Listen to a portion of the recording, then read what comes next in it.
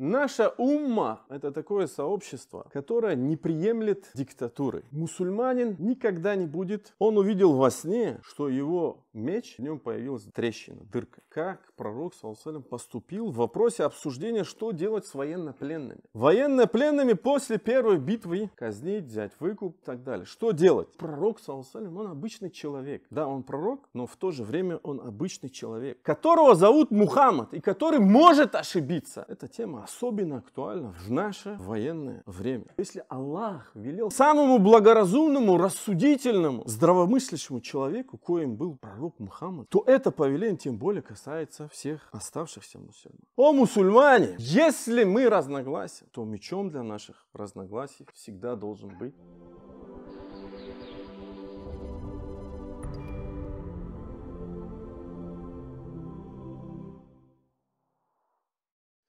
Дорогие верующие, дорогие братья, наша умма – это сообщество людей, познавших Творца, Создателя. Наша умма – это такое сообщество, которое не приемлет диктатуры. Мусульманин никогда не будет человеком-диктатором, деспотом. Он всегда будет интересоваться, прислушиваться к мнению других людей. И это положение, верующие, мы черпаем из книги Всевышнего Аллаха, где он говорит: «Муллазина стаджабу ли раббихим ва акаму ссалаа ва амрухум шура байнахум». Которые отвечают своему Господу, совершают намаз, совещаются между собой о делах и расходуют из того, чем мы их наделили. В этом аяте, дорогие верующие, речь идет об ансарах, но о будущих ансарах. Еще тех ансарах, которые вот станут только ансарами. Как об этом пишет Аль-Куртуби, рахимахуллах, в своем тафсире: «Каля Абдуррахман ибн Зайд, хумул ансар бил Мадина, истаджабу иля имани бир Расуль». Это есть будущие ансары, которые ответили на призыв уверовать в посланника Аллаха, когда к ним были отправлены 12 делегатов-послов.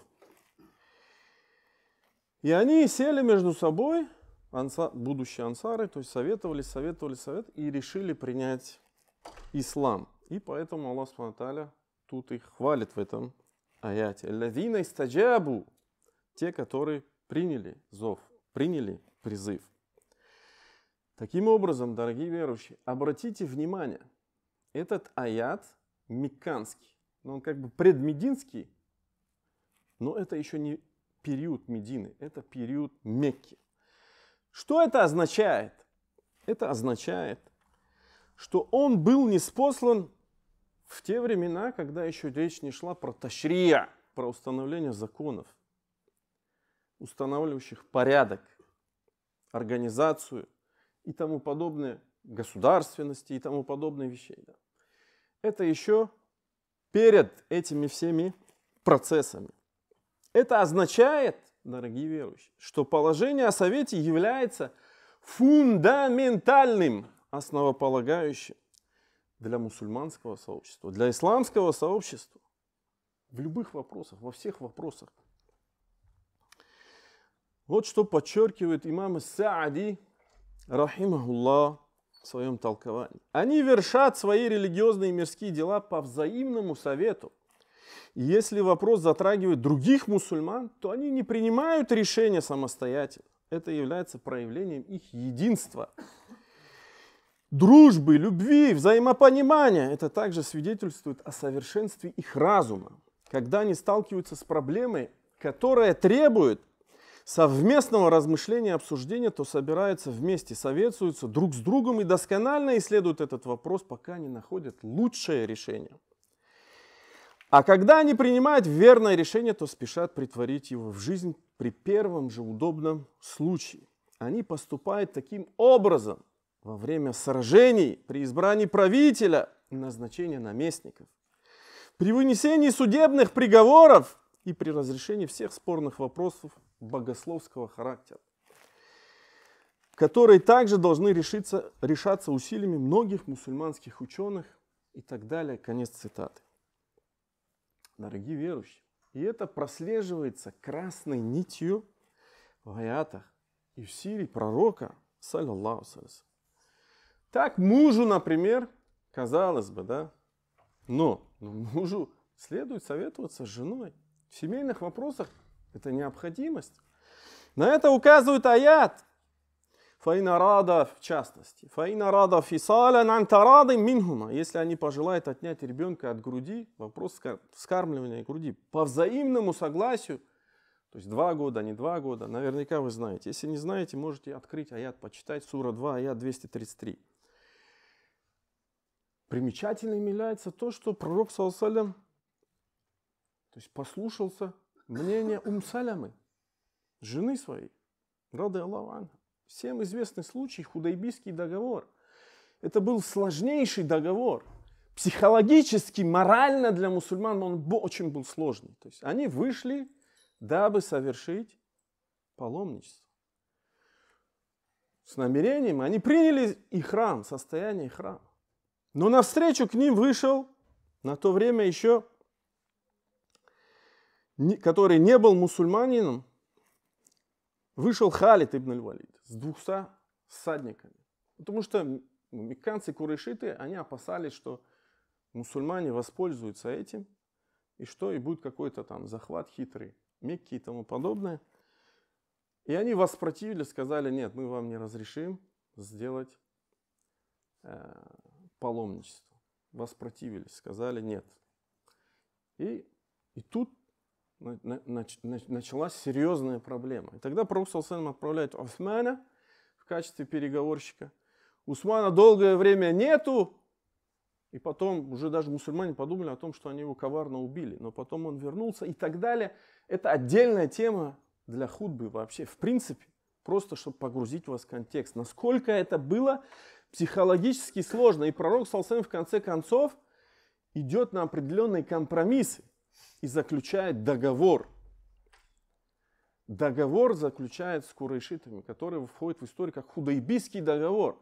И теперь необходимо выйти из состояния храма. То есть как это сделать? А сподвижники не хотят этого делать. Не готовы это сделать морально. Теперь Саляма говорит: о, пророк, ты иди избрей голову, и они последуют твоему примеру. И действительно, пророк саллаллаху алейхи ва саллям выходит, бреет голову, и все поступают так же, как сделал пророк, саллаллаху алейхи ва саллям. Акцент здесь на том, что женщина дала совет мужчине. Да, это ее муж, да, это пророк, саллаллаху алейхи ва саллям. И он прислушался к этому совету. Поэтому, дорогие верующие, совет является правом мусульманина перед другим мусульманином. Есть базисные, фундаментальные права одного мусульманина по отношению к другому мусульманину. Хадис приводится у Муслима от Абу Хурайры. Хаккуль муслими аля муслими сит. Есть 6 прав одного мусульманина перед другим мусульманином. Вы все знаете этот хадис. И одно из этих прав — «Ида стансахака фансах лаху». Если он спросит у тебя совета, то дай ему совет. Фансах лаху. То дай ему совет. Другие права — это, если ты его встретишь, то приветствуй его. Если он позовет тебя к себе, имеется в виду в гости, какое-то событие и тому подобное, ответь на этот призыв. Если он чихнет и скажет хвала Аллаху, то необходимо сделать дуа за него. И если он заболеет, фаудху, то посети его. А если он умрет, то последуй его джаназе, то есть соверши джаназу. Что говорит Ибн Батталь? Что это является фурудуль кифая, то есть это является фардом, ну кифая. قال الملأ علي القاري Али аль-Кари сказал: «Ваида стансахка эй талабан насиха». Если он тебя попросил совета, фансах лаху вуджубан. То есть ваджиб. Если тебя попросили совет, дай совета. Дорогие верующие, примечательным является и то, как пророк саллаллаху алейхи ва саллям поступил в вопросе обсуждения, что делать с военнопленными. Военнопленными после первой битвы при Бедре.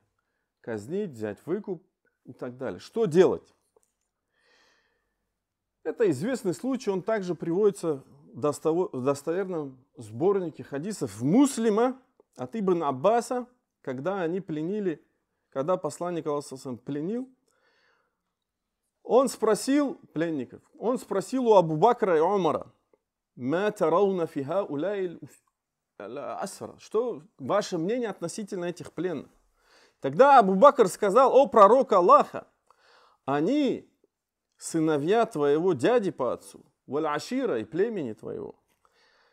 Я считаю, что необходимо взять выкуп, и тогда у нас будет сила в противостоянии с неверующими.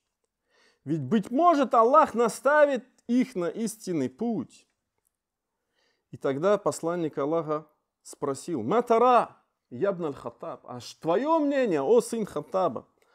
И тогда он сказал: «Клянусь Аллахом, о посланник Аллаха, я не считаю так, как считает Абу Бакр. Однако я считаю, чтобы ты дал нам возможность отрубить им шеи». Умар, рады Аллаху, такой, какой он есть, да? «Чтобы ты дал мне возможность», и он упомянул имя, и я отрубил ему шею. Ведь поистине они являются руководителями, предводителями неверующих язычников. «О санадидаху». И тогда пророк саллаллаху алейхи ва саллям склонился к мнению Абу Бакра и не склонился к мнению Умара. И так далее по тексту хадиса, после чего был ниспосланы аяты. Потом, впоследствии, после того, как решение было принято, претворено в жизнь и так далее, впоследствии ниспосылаются аяты. Не подобало пророку брать пленных, пока он не пролил кровь на земле. Вы желаете мирских благ, но Аллах желает последней жизни. Аллах могущественный, мудрый. И если бы не было предварительного предписания от Аллаха, то вас постигли бы великие мучения за то, что вы взяли. Эти аяты и контекст хадиса, они указывают прямо или даже косвенно или даже прямо на то, что мнение Умара, рады Аллаху анху, было правильным. Хотя Ибн Хаджар говорит о том, что в этом вопросе есть разногласия среди ученых, которые говорят: нет, мнение Абу Бакра, рады Аллаху, было правильным, потому что впоследствии действительно некоторые приняли ислам, и из тех, которые приняли ислам, их потомство попринимали ислам и тому подобное. К этому вернемся в конце еще. Дорогие верующие, мы сейчас упомянули случай, который произошел в первой битве при Бедре. Контекст и акцент у нас на вопросе совета.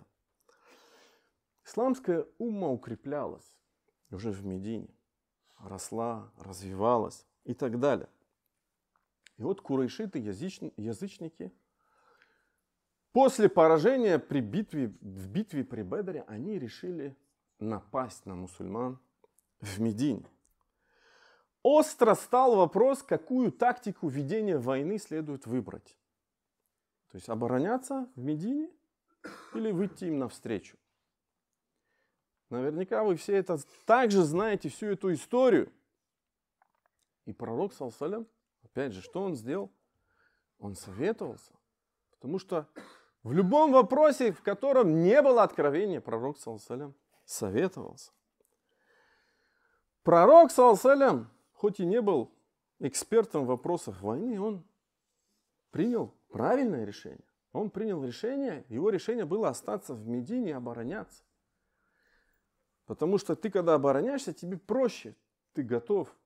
Ты у себя на своих территориях. Ты можешь занять Так позиции, чтобы враг занял наихудшие позиции и тому подобное. Здесь очень много деталей. Но горячие, молодые сподвижники, как это упоминается, их большинство, да, склонились к тому, что нет, давайте их встретим. Встретим за пределами Медины. И были очень много обсуждений. Так сделаем, эдак сделаем, так сделаем, эдак сделаем и тому подобное. В конечном итоге пророк, саллаллаху алейхи ва саллям, все-таки, хотя он увидел сон, увидел даже сон, о котором он впоследствии рассказал. Он увидел во сне,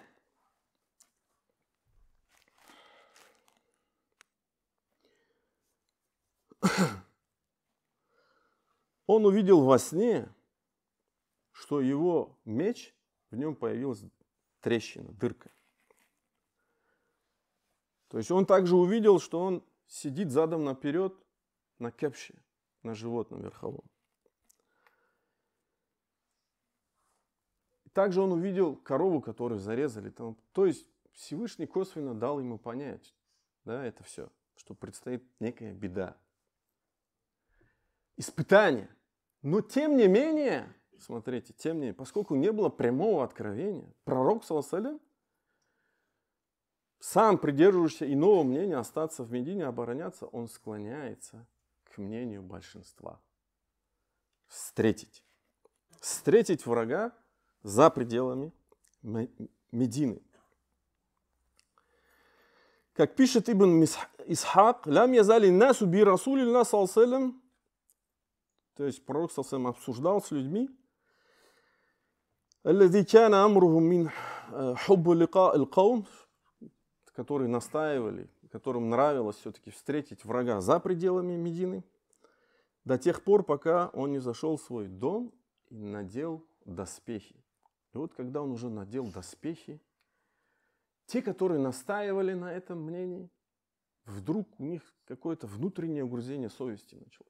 Как будто они начали чувствовать, как будто они вынудили пророка, саллаллаху алейхи ва саллям, принять подобное решение. И даже отправили к нему человека и сказали, Хамзу отправили, дядю, который будет убит в этой битве, и относительно которого пророк, саллаллаху алейхи ва саллям, сказал, ученые уже говорили, что трещина в его мече, это было убийство Хамзы как раз. Так растрактовали его потом.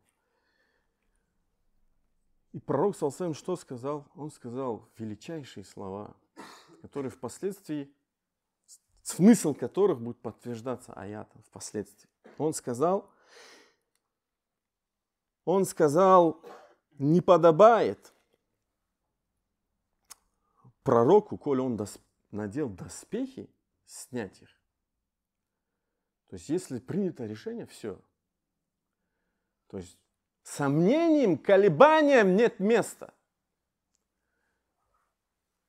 Истихара, принятие решения и вперед, и действие. Сомнениями до тех пор, пока Аллах не рассудит между ним и врагом. Макана ли набиин эн яда ла'матаху хатта яхкум Аллах. Не подобает пророку снять свои доспехи до тех пор, пока Аллах не рассудит для него. После того, как произошло то, что произошло, мусульмане, они на первом этапе потерпели поражение, хотя это продлилось. То есть там было 2 этапа. Умерло 70 сподвижников. Среди них был Хамза. Был ниспослан аят. Слушайте этот аят. فَبِمَا رَحْمَةٍ مِّنَ اللَّهِ لِنْتَ لَهُمْ وَلَوْ كُنْتَ فَظًّا غَلِيظَ الْقَلْبِ لَانْفَضُّوا مِنْ حَوْلِكَ. Этот аят, то есть и те события, они напрямую не связаны, косвенно связаны. То есть те события не являются себеб нузуль этого аята.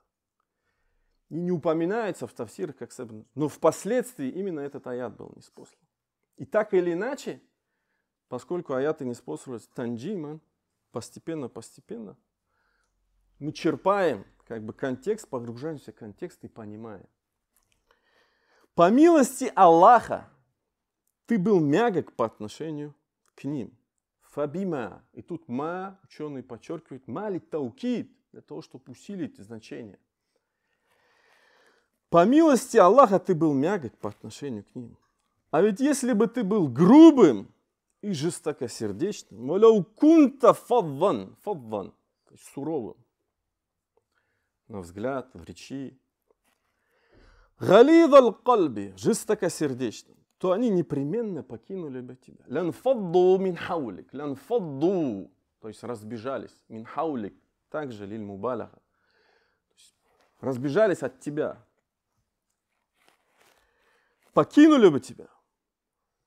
Фа'фу анхум, прости же их. Прости! И так или иначе мы понимаем, да? Тут также косвенно имеется в виду те ошибки, которые совершали сподвижники по отношению к пророку саллаллаху алейхи ва саллям. И в том числе это их настойчивость относительно того, встретить врага за пределами. Туда же и это входит. Прости же их. То есть это твое право, да? Они ошиблись по отношению к тебе, прости. То есть это как хаккуль абди бейналь абд, потому что пророк саллаллаху алейхи ва саллям тоже был человек. Теперь, попроси для них прощения. Это глубина смысла этого аята. У них также есть ошибки, которые являются грехами, то есть которые являются, по сути, нарушением прав Всевышнего. И тут Всевышний ему говорит, поскольку ты пророк, у пророка есть право даже заступничества, мольба пророка особенная в отношении сподвижников, попроси для них прощения у Аллаха за их грехи.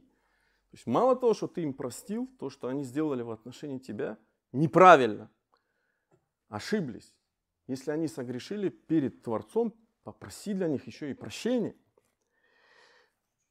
Плюс еще, и этим не остановился Всевышний Аллах, и советуйся с ними. И невзирая на все это, невзирая на все, что мы уже упомянули, и даже если они ошибаются, и даже если ты считаешь, что так правильно, и ты уверен в этом, советуйся с ними. Вашауирхум фи'лю амр. Глагол повелительного наклонения. Советуйся с ними. Когда же ты примешь решение, если ты уже принял решение, и этот аят словно повествует о том, что уже произошло. То есть пророк саллаллаху алейхи ва саллям советовался с ними, хотя был против. Если ты принял решение, то уповай на все. Нету места сомнения, нет места колебания. Надел доспехи, все, вперед.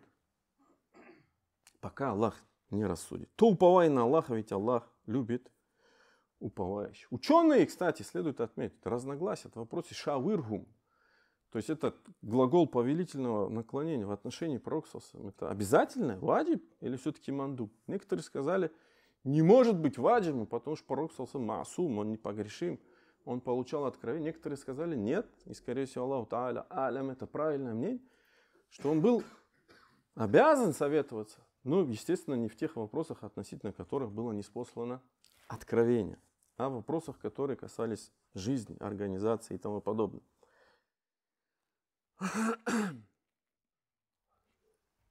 Дорогие верующие, поистине в день джума есть такой момент, когда Аллах Субхану ва Тааля принимает наши мольбы. Я прошу Всевышнего, чтобы мы застали этот момент.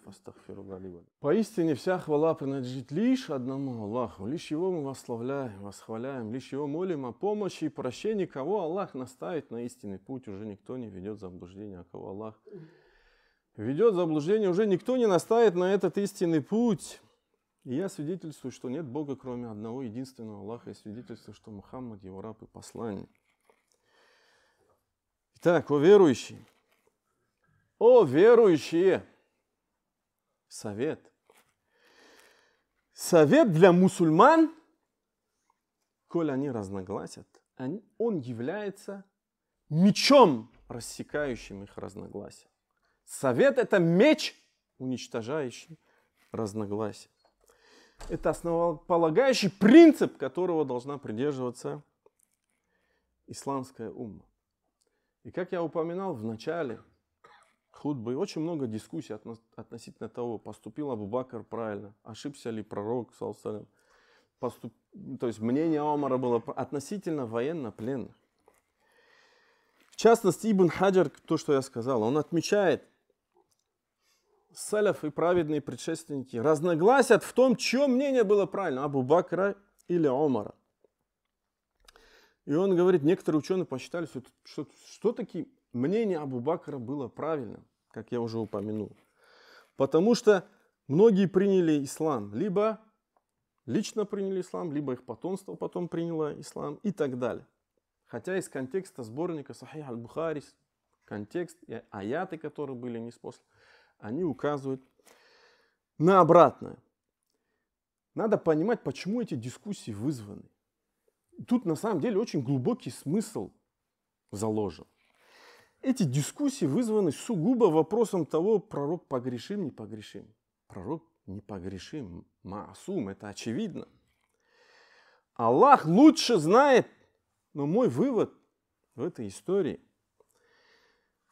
что пророк, саллаллаху алейхи, он не ошибся, не мог ошибиться, как я уже упомянул, потому что он маасум, непогрешим. Но через эту историю Всевышний, азза ва джаль, он показывает, что пророк, саллаллаху алейхи, он обычный человек.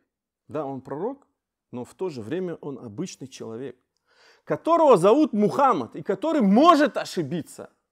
То есть он может ошибиться. Но в том случае конкретном он не ошибся. Почему? Потому что на тот момент не были ниспосланы аяты. И Аллах Субхану ва Тааля по мудрости своей не открыл это сразу. И не дал этого откровения. То есть надо было совершить эту ошибку. Надо было пройти через этот урок. Еще раз, ошибся ли пророк, мир ему склонившись к тени Абу Бакра? Ответ нет. Потому что на тот момент не был ниспослан аят. И через эту историю Всевышний учит поколение сподвижников, воспитывает их. Воспитание идет. Через боль, утраты и ошибки. Эта история остается уроком для всех последующих поколений мусульман. Вплоть до судного дня. В этой истории, последующей истории битвы при Ухуде, где пророк, саллаллаху алейхи, принял правильное мнение, а сподвижники настояли уже на неправильном мнении. И пророк, саллаллаху алейхи, все-таки склонился к тому неправильному мнению сподвижников. Да? Они склонили его. Тоже на тот момент не было ниспослано откровения. И это также история, она учит нас, она воспитывает умму.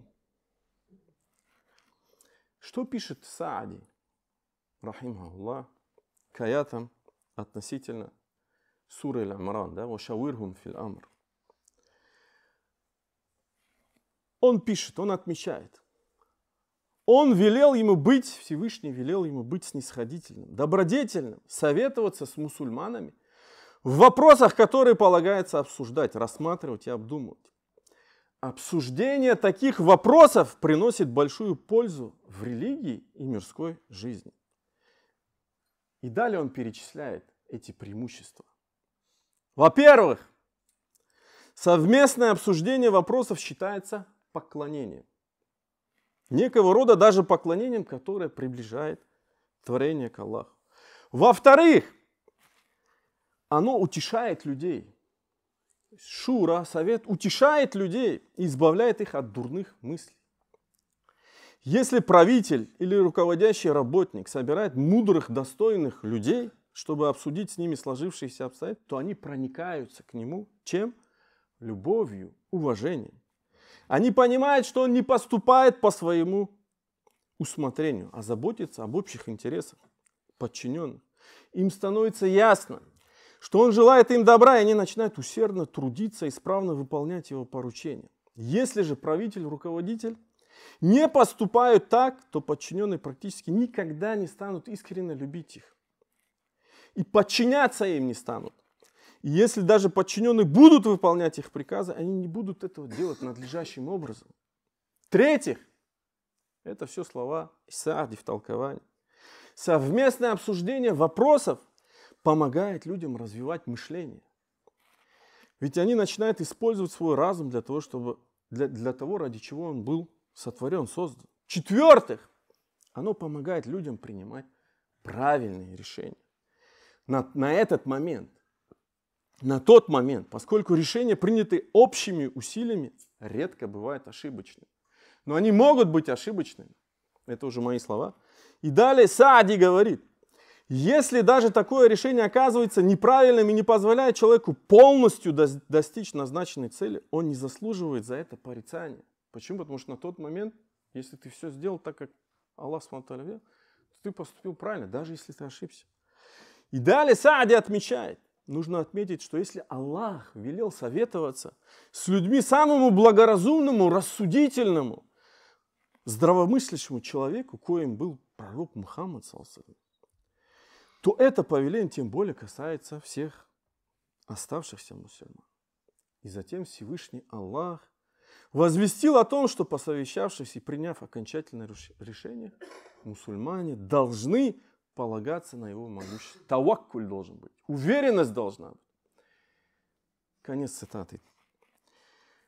Дорогие братья, зачем я затронул эту тему? Эта тема особенно актуальна в наше военное время. О мусульмане! Как я уже упомянул, если мы разногласим, то мечом для наших разногласий всегда должен служить совет. Совет людей, не всех людей, кстати говоря, но людей, обладающих экспертностью. Это в исламе называют ахлюль халли валь акд. Также важно тут упомянуть, что тот, у кого спросили совета, аль-мусташару му'таман. Хадис приводится в Тирмизи, в других источниках приводится, и он достоверный. Хотя некоторые говорят, что он недостоверный, он достоверный. Тот, у кого спросили совета, он му'таман, он под аманатом остается. И тут палка с двумя концами, тоже важный момент. Потому что если ты пришел спросить у кого-то совета, то мусульманин, поскольку это его право по отношению к нему, он не имеет права лгать. То есть он может сказать такие вещи, которые не понравятся.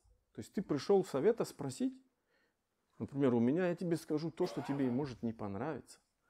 Поэтому это является под аманатом находится. Как это также подчеркнул пророк саллаллаху. Поэтому,